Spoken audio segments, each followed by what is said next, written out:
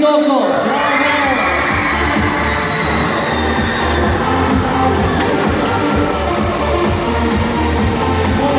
Ekipe da se postroje.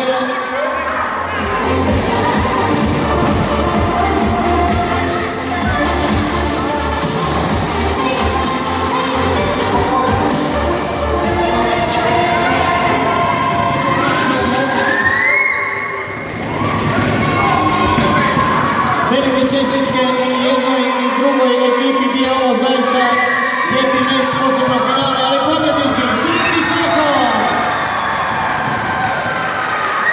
Medalje će najuspješnijim timovima uručiti gospodin Duško Kuslov, pa molimo ekipe da ostanu na borilištu.